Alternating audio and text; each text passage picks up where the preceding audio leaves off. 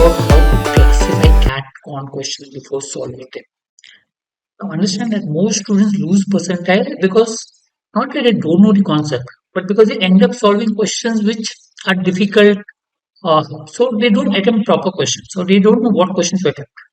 So therefore, when I try to solve CAT paper questions, I try to classify them. That's the first thing that you should do. Whenever you read a question, don't jump to solve.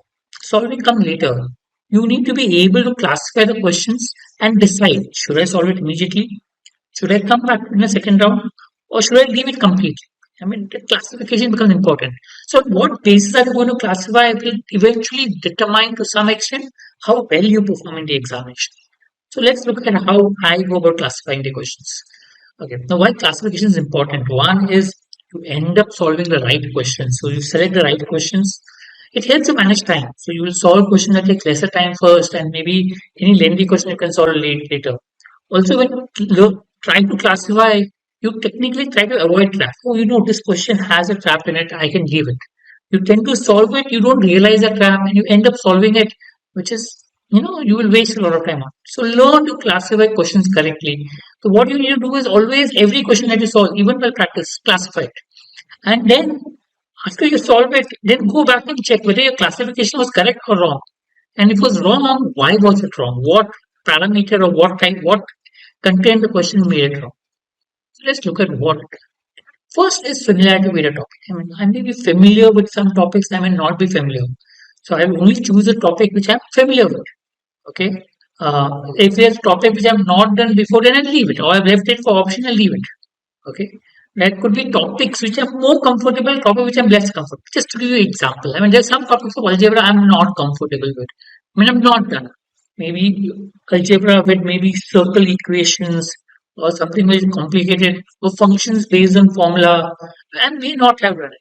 Or some logs topic which is complicated, I may not have done it. So I'll leave it. I mean, first step, within seeing the question 2-3 seconds, you should make out, oh, this is a topic which I don't know, so let me skip it off.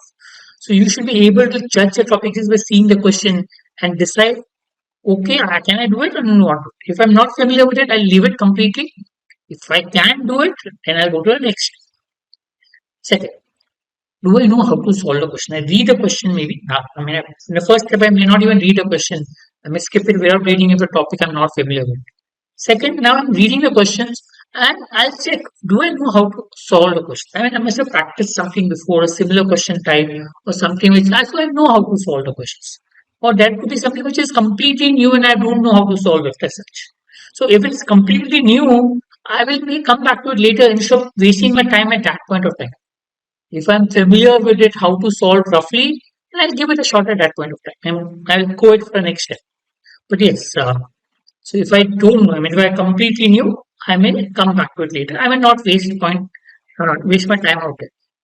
Third is how it's lengthy. I may know how to solve it, but it may take me a longer time to solve. Some questions on permutation combination, some questions which involve a lot of calculations tend to take a lot of time. Okay, so if it takes a lot of time, I'll come back to it later.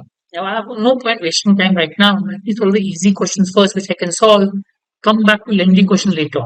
Helps ensure that I solve the easy questions first and not waste time on tough questions. So basically, 3 types of this one. First is familiarity. Am I familiar? If I am not familiar, I'll skip it completely. Second, do I know how to solve it? Yes. If I know how to solve it, yes, I'll go to the next step. If I don't know how to solve it, I'll come back to it later in the second round. And second, how lengthy it is. I know how to solve it, right? But it is lengthy. If it is lengthy, I may come back to it third step maybe.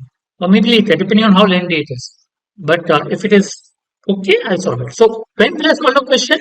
Familiar with the topic. I know how to solve it. And it doesn't take too much time to solve. Then I'll solve the question then and there. So it ensures that I solve all the easy questions first. So I can skip the difficult questions. This you should know and do it in your practice itself. So when you're practicing it, learn to follow these steps. It will help you in terms of strategy and solving mock at a later stage. Thank you.